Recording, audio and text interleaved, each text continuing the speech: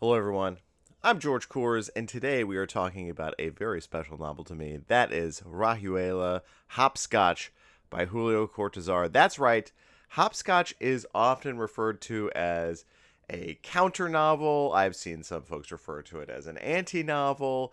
And Hopscotch, Rayuela, is one of the most influential novels to come out in the 20th century anywhere. And there are some big, notable novels that in the late 20th century have taken cues from Hopscotch and Cortázar's work. So let's dig in. This novel is important to me. I first read it a while back when I was writing Always the Wanderer, and it really reinforced the form I wanted to take with Always the Wanderer because I saw Cortázar taking these extreme risks as a novelist with how this novel works. The first thing that we got to talk about, even a minute in, before we talk about anything else with Rayuela, with Hopscotch, is its form. This novel probably is going to challenge every single reader out there just in the way that you can read it. Not that it's required to read it that way, but there is a possible reading of this novel that is logistically difficult because of how it's arranged. And let me open the novel for you to just show you what's going on here. Cortázar gives us a listing here. Let me make sure that you guys can see this. Cortázar gives us this arrangement of chapters. It's optional, completely up to you whether or not you use it. However, you can optionally go through this order that is presented here. Now, you'll notice I note in here one of the chapters is left out, and that's okay. This means that you're paging back and forth between different sections here. And it's like the end to the beginning. And the novel itself has three parts. Part one is primarily situated in France. The action primarily takes part in France. Part two primarily takes place in Buenos Aires in Argentina. And part three are the expendable chapters. These are additional chapters that some take place in France, some take place in Argentina, some take place, in a person's head. Some are academic texts, quote unquote. It's all over the place. But if you choose to go through the optional ordering, if you choose to go through this, it goes through all of them in sort of a hopscotch fashion, hence the title. And this particular style of reading is a challenge. I think the text aside, the sentences aside, the content of the sentences aside, that I think is kind of a challenge for some folks. And maybe you have read some choose your own adventure novels, for example, or something along those lines. And you like that sort of thing. If that sort of movement through the text is something you're really interested in, then I would suggest reading this novel. And there are a couple notable American novels that have been greatly influenced by this. And I have speculated about this on the channel before. But before I dive really deep into Rayuela, into Cortázar here, I just want to highlight that culturally, we owe Cortázar quite a bit in the literary sense because of the influence that this novel has had. And there's two American novels I want to highlight that I got to pull one off the shelf. One I have right here is the very famous Lit Bro favorite Infinite Jest by David Foster Wallace. This text contains not only those endnotes that you go back and forth between, which really mirrors what's going on in Hopscotch in terms of having the reader go back and forth, having that movement physically as a reader in the text. It also contains contrived and made up and sometimes very clever academic text. And this novel contains so much of that. The Moreliana is in here.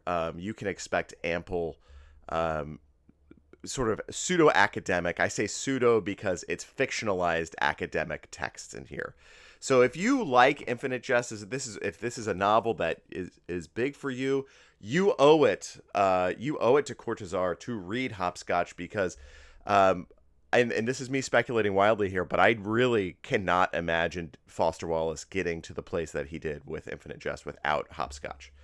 There's another text as well that Americans really love that I got to pull off the shelf here real quick. Let's see here. Got it. And this is another sort of famous, which is Danielewski's House of Leaves, which also has you sort of moving throughout the text in a very physical fashion, also has a wide variety of sources. I don't think Danielewski or Foster Wallace would have gotten where they got with these texts if it were not for Rayuela and Cortázar's work here with Hopscotch.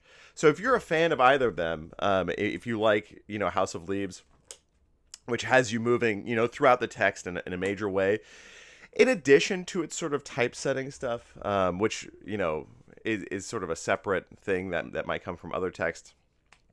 I really think Rayuela is a really, really worthy read for you. And I think, to my readers out there who are saying, hey, I want to challenge myself, I'm really interested in taking on a text that's really complicated, I think Hopscotch might be a really great way to just physically challenge yourself because you have to go in between all these different chapters. Now, that is not to say that you can't just read sections 1 and 2. And Cortázar even says, in its own way, the book consists of many books, but 2 books above all. The first can be read in a normal fashion, and it ends at chapter 56, at the close of which there are 3 garish little stars, which stand for the words the end. Consequently, the reader may ignore what follows with a clean conscience. So, if you just want to get the sort of general feeling of what's going on with Cortázar's Hopscotch, you absolutely can just read it straight through. There's no problem with that. And I don't think anybody is going to say that that's an invalid read because it's the first listed in suggested reading.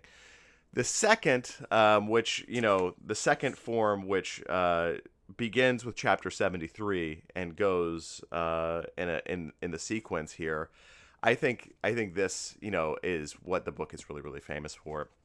And I think it's a really, really valid experiment.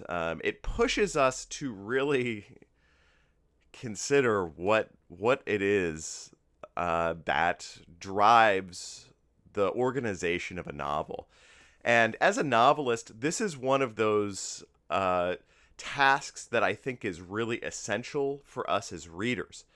I think being a reader, being a novelist, those two things are deeply interconnected because you need to consider how your audience will be reading your work.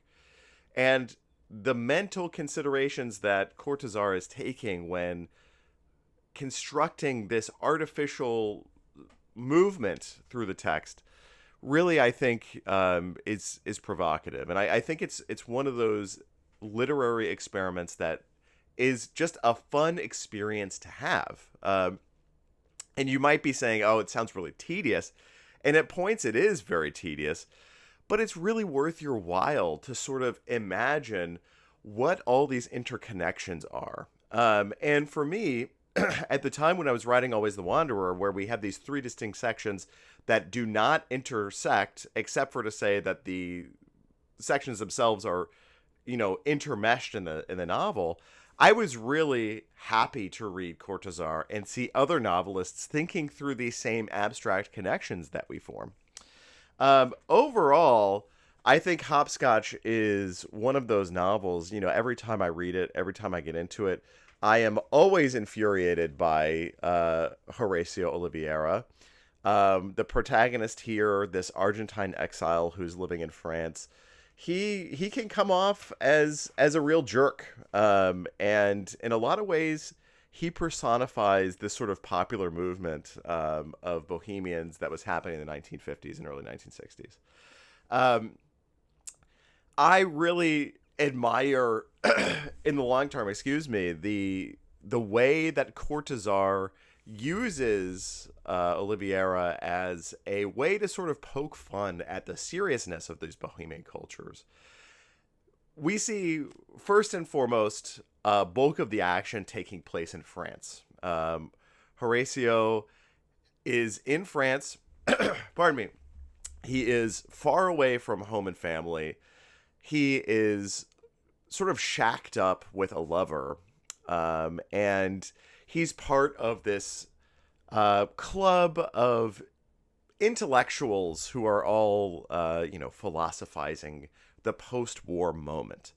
And, pardon me, I think one of the things that we see here is a little bit of making fun of the Beat generation, and there are, even in the text, some explicit sort of mentions of Beat writers, and I think that I kind of enjoy that sort of satirization of the seriousness of this bohemian lifestyle that was taking place in Paris and New York City and other places in the 1950s. So I really like that. And the way that Horatio interacts with philosophy and jazz and art and literature are all really, really interesting. Like I said, there's all of these chapters, Moraliana, as many of them are called, that are academic texts, ruminating on various philosophical ideas. And the reader constantly has to ask themselves with Hopscotch, how seriously am I taking this particular section of philosophizing? I really enjoyed that. I really think that is a really fantastic way to interact with Hopscotch in sort of that almost sarcastic academic and philosophical style. Horatio is, of course, the protagonist here.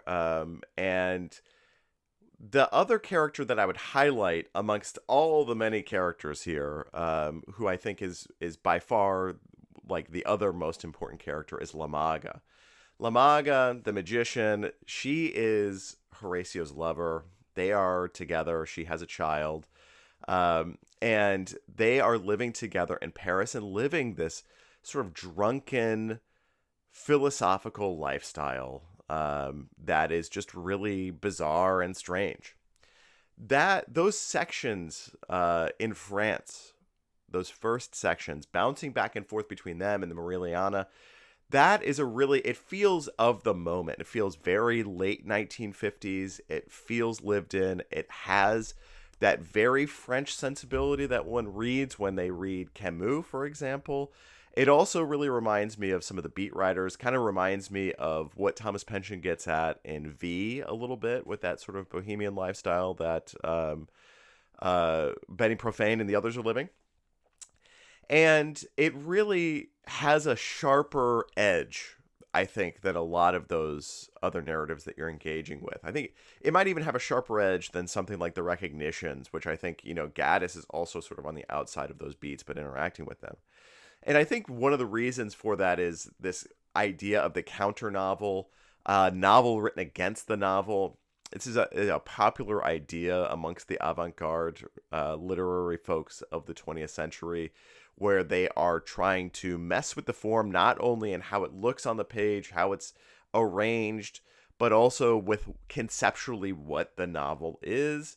One of the things that I think is really fantastic here from a sentence writing perspective that goes into that experimentation of the counter novel is the narration is changing somewhat frequently from first person, second person, third person, and on down the line.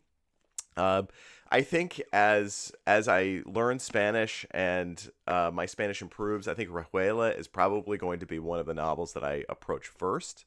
When I finally get to that point of really feeling proficient in the language, because I'm really curious about how that's rendered in the original. And I would say here, this translation from Gregory Rabassa, this is a really famous translation. I think Gregory Rabassa is a really, really fantastic translator. And this is a difficult work to translate because of that hopscotch between the chapters.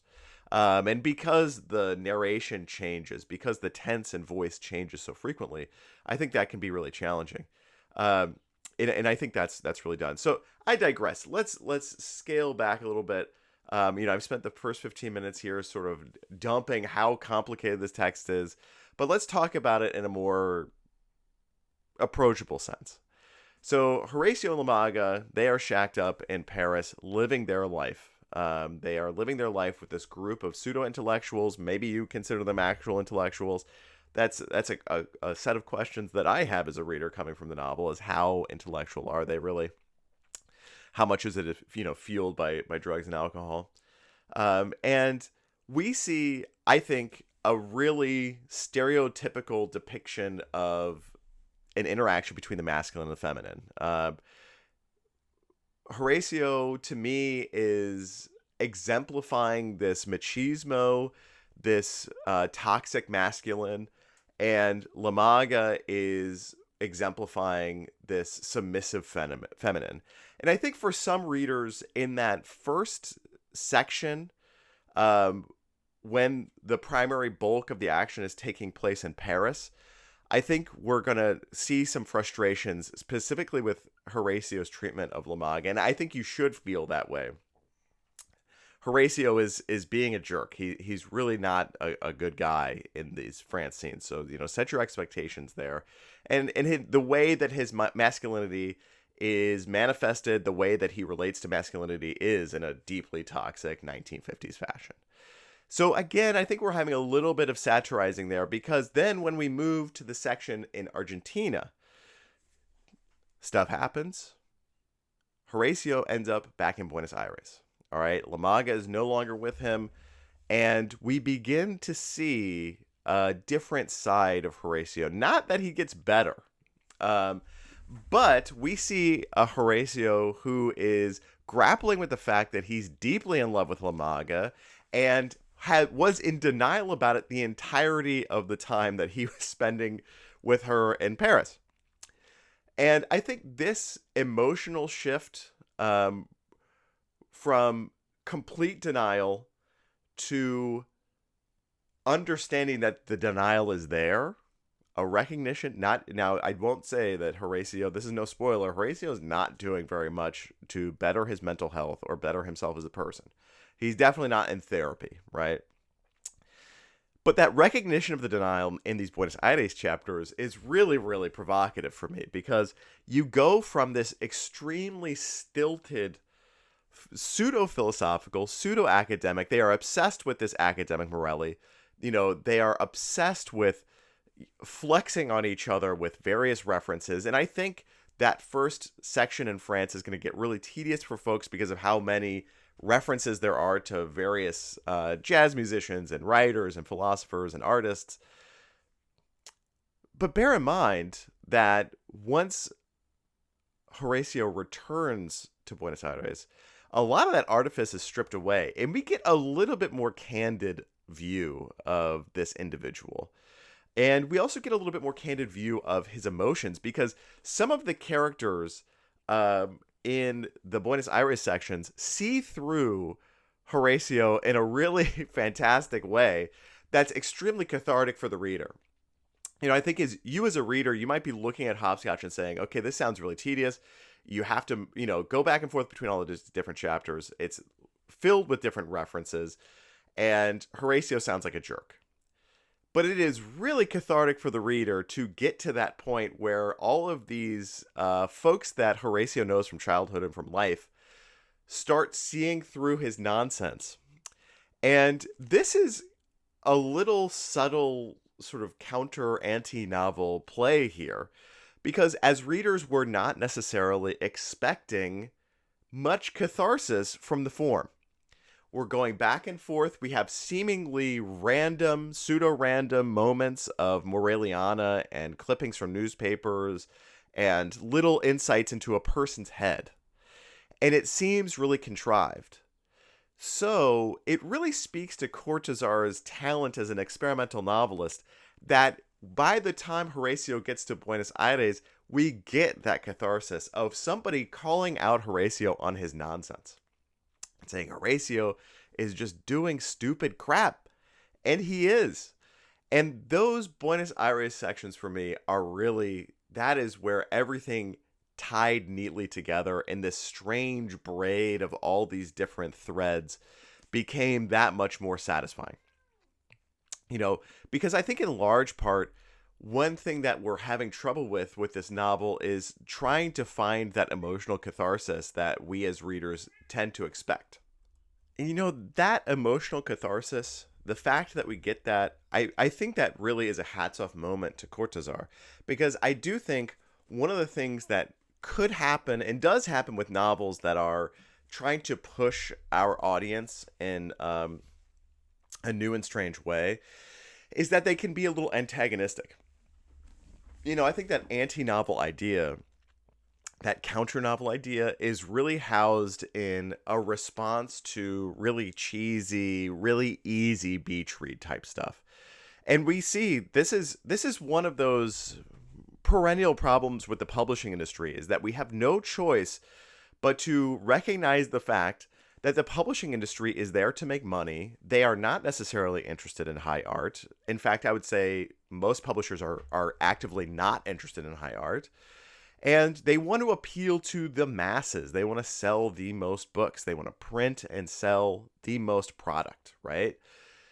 To that end, selling those products is really predicated on emotional catharsis. This is why young adult literature is so popular. This is why genre fiction is so popular, is because these are forms where the templates are really easy to reduplicate, where it is really easy to build in those high feelings of emotions when you're reading this as an individual.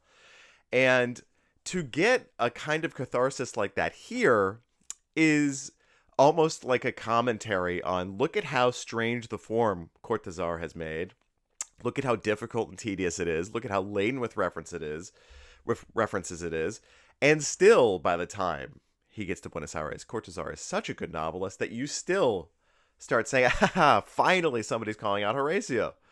And I think that is really important here. I think that sort of commentary for me as a novelist is really, really important, because it is frustrating if you are an active reader, you're a serious reader out there, if you're a novelist out there, watching what a lot of these famous publishers put out can be really difficult.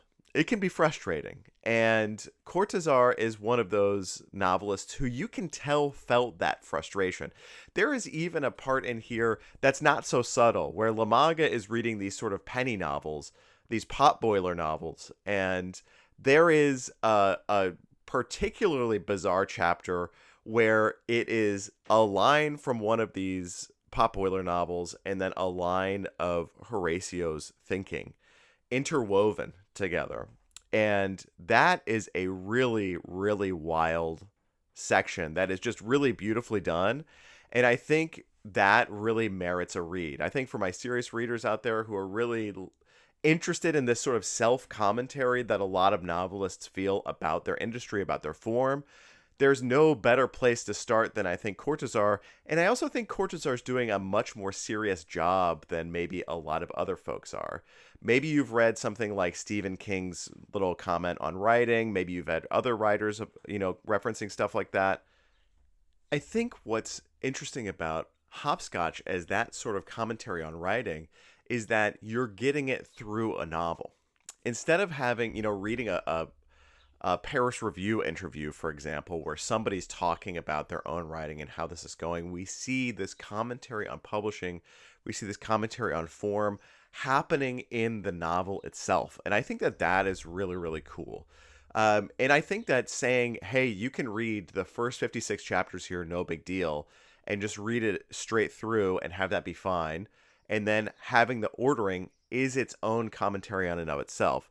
And that's a pretty timely commentary. I think a lot of our American publishers, I'm going to say, a majority of them are not publishing novels like this. And I would say that most of the agents and publishers out there probably would not accept a novel like this in today's market. And a big reason why they're saying that is because they need to make money.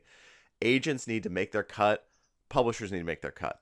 They're not interested in what the form is and what the form can do.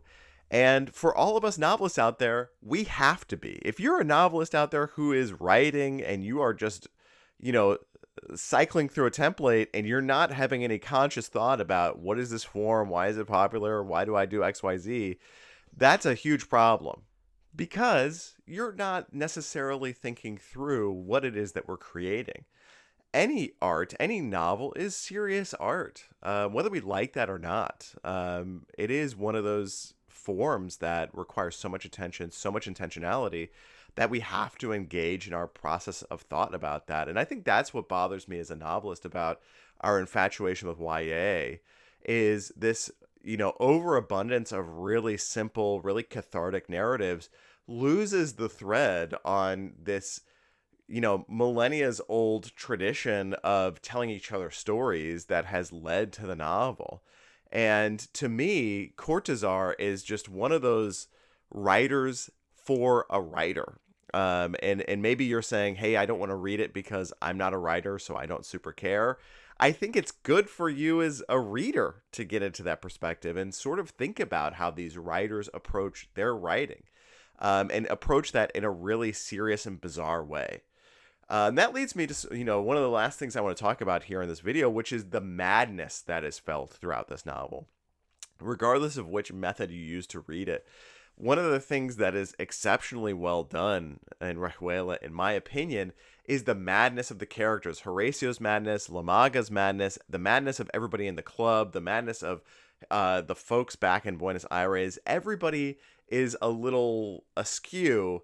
And psychologically, we feel this really strange and bizarre madness coming from the characters. And then we're experiencing our own madness going back and forth between these chapters, trying to thread the needle on what is going on here within Hopscotch.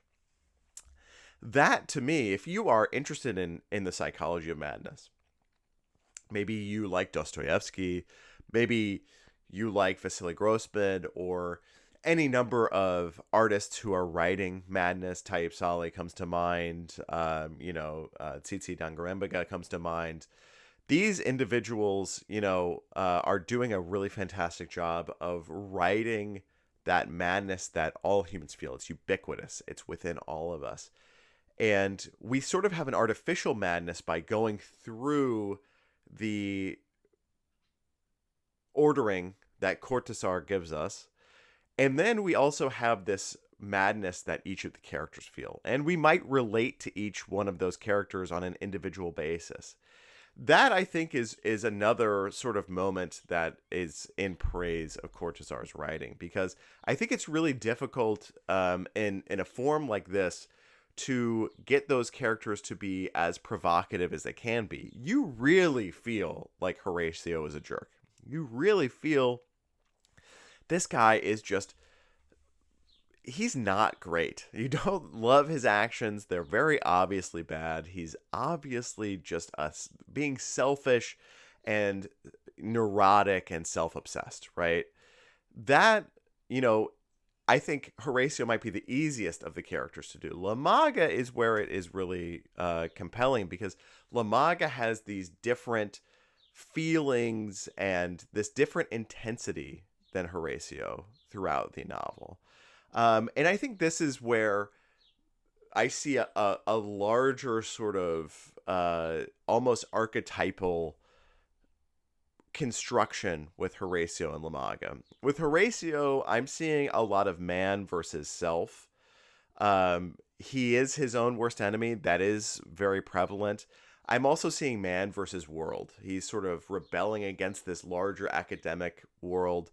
The Moreliana and the club, the way that they're philosophizing, I think a lot of that is, Horatio trying to reckon with this world that he's in, reckon with this post-war sensibility of existential drift that he's going through. I think that is really, really provocative and really interesting. That's fine, and that's well done. What I think is more interesting is La Maga as an archetype. And La Maga is a mother, and I see in La Maga a lot of very significant sort of mother and earth archetype references. Sort of like Gaia in a way. And I see some relevancy with other authors later on down the line with how that works. One of the works I'll reference today, Terra Nostra, has a similar character that really represents this sort of like Earth archetype. And I think part of that is because one of the sort of undoings of Horatio's machismo, and one of the things that sort of pulls the rug out from under this man versus self and man versus world experience that Horatio's having, is his love for La Maga. One of the things that Horatio finally has to reckon with is how much he loves La Maga, how deeply he feels for her. And it's not just a love story, it's almost this sort of primal, archetypal situation that's happening between them that I think is a larger comment on that sort of bohemian machismo and how artificial that is in a world that is, so deeply intertwined with, love and philosophy all being a part of that human experience. So I think La Maga is a really, really fantastic character. I think when you're reading through, and to me, reading in the 1960s can be kind of tough. Especially especially North American authors can be deeply sexist. I think Cortázar as well has moments of sexism that are kind of icky and just not very pleasant. However, I do think, La Maga as an archetype here, and the way that La Maga undoes Horatio is just really, really fantastically done. And one has to say, how complex and convoluted that can be in this novel to sort of get these character studies when we're bouncing back and forth between different characters and different chapters is quite the accomplishment. It's very, very difficult, I think. I don't think it's very easily done. And I think Rayuela is famous for that reason. When it comes to stream of consciousness novels, I think a lot of folks are going to be, heading over to Virginia Woolf. We're going to be going over to James Joyce and thinking, okay, this is where I'm going to be sorted with my stream of consciousness. And that's fine. If you're there, that's great. No big deal. I really think Cortázar is turning that on its head and really complicating how stream of consciousness writing can work.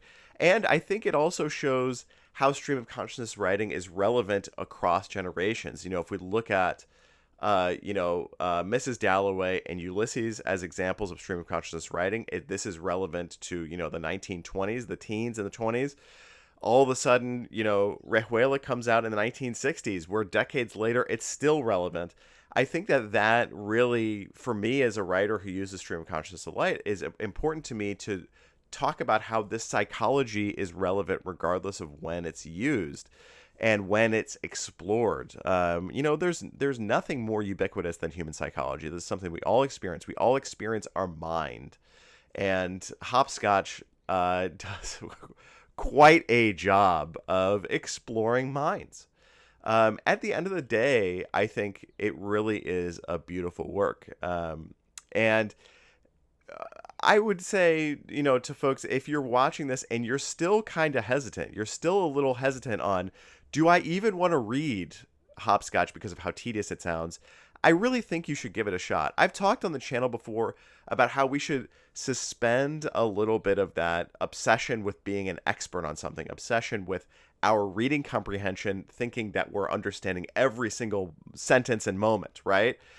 That, to me, is really essential with Rayuela, with Hopscotch, because there are so many references to jazz, there's so many references to philosophy, so many references to literature that you might not get at first glance, that I think Hopscotch is one of those novels that can really teach you that multiple readings are key for any work of art.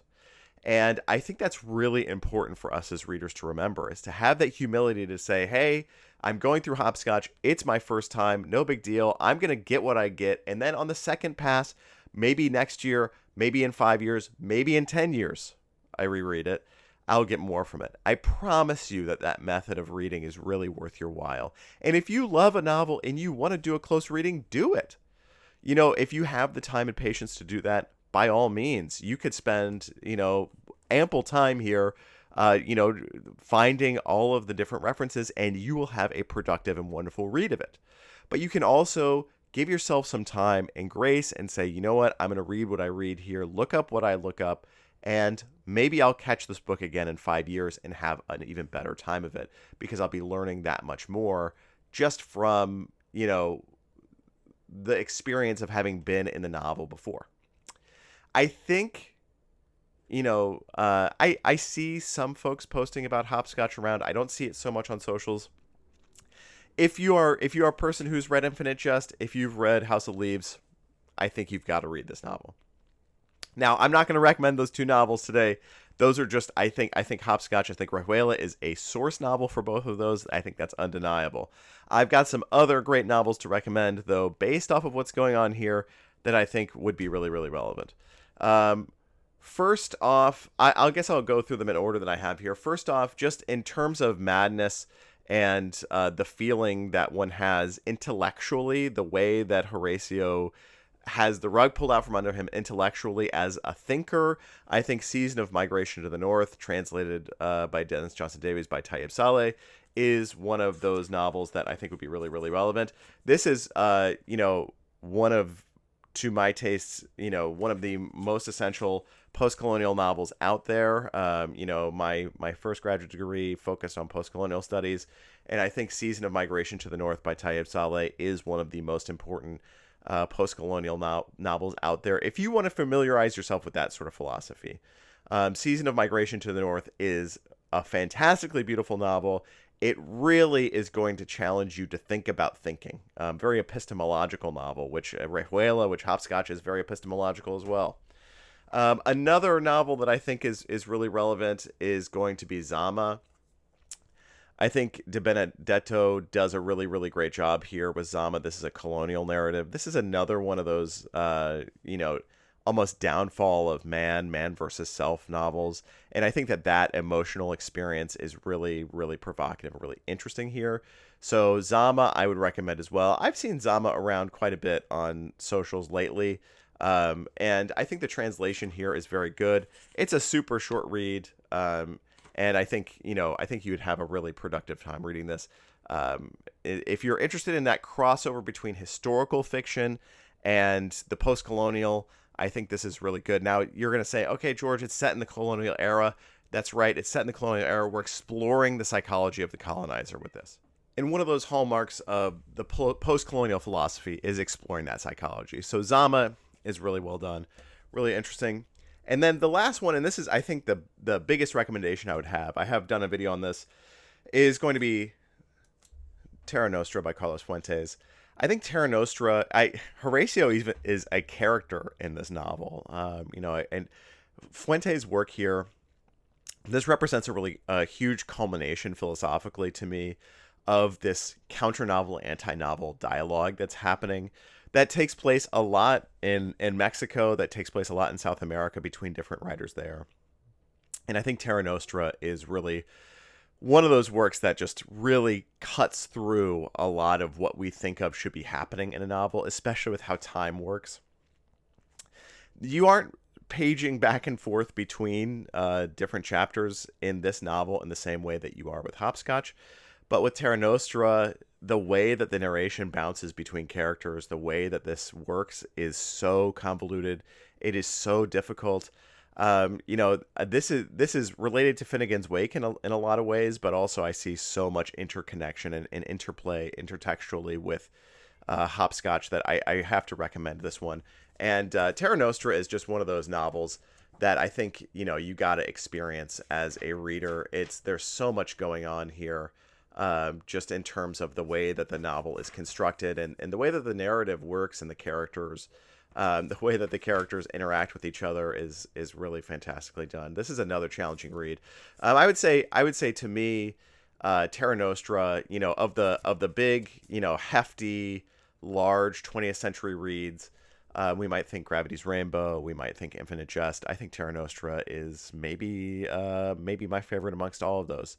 So there's a ton going on in this tradition that we find Cortázar in, and I think Cortázar is owed his due when it comes to thinking through these novels that are really complex and approaching them as readers can be really difficult, but it is also really ultimately very rewarding. And I would say that reward, that intellectual enrichment that you feel there, is worthy. It's definitely worth your while. And I can see, and I have seen folks on socials have a lot of difficulty with hopscotch and say, Rayuela is so difficult. I don't get it. I don't understand. I'm not getting anything from this. Just take a deep breath when you're in this moment. It's, with any difficult novel, any difficult piece of art, when you're at that point where you're saying, I do not understand what's going on here, that's okay. Everybody has been there. That is a ubiquitous feeling for a person consuming art. The important thing is that you're consuming the art, that you're interacting with it willfully, right? This is important. Take your deep breath. It's going to be okay. Keep going. Maybe give yourself a break. Maybe do some research on what's going on here. Read it with a guide if you need. No big deal. If you want to, you can. Using research to read novels is great. Novels are historical documents. Of course, extra research is going to be helpful. So take a deep breath. If hopscotch is frustrating you, that's okay. It's frustrating to everybody, but I promise you that it's rewarding. Intellectually, I really do think that it is one of those novels that is really thought-provoking, and it really just reminds me to think on my feet as a novelist. It reminds me to think on my feet as a reader, that there's so much that can go into a work, and it can be really complicated and beautiful and messy and good. I love that for that reason. I want to thank you for spending some time with me today. Sorry for so many jump cuts in the video. My cat wants to hang out and he loves to party. This is his office. But I want to thank you for that. Really seriously consider reading Hopscotch. Let me know down below your feelings about Hopscotch. I really love seeing people's perspectives about this novel, because it is really an important one to me. And if you like Hopscotch, if you're watching this and you say, hey, I really love this, you should read Always the Wanderer, because this has a form that is really experimental as well. I'm really proud of the form of Always the Wanderer and what is done here with the chapters and the interweaving of the different narratives. So go out and buy my novel and read that. The best way you can support me as a person and thinker and writer is by talking about, buying, and giving away and enjoying my novel to all your friends. And if you want to get to know me more, you can go visit my website at georgekors.com. You can follow me on socials that I may or may not use, depending upon what's happening with our weird world, at GBK7288. And I hope that out there you have a safe and productive day, doing whatever it is that you want to do. So have a great day. Thank you so much for being here, and I'll see you next video. Thanks, folks.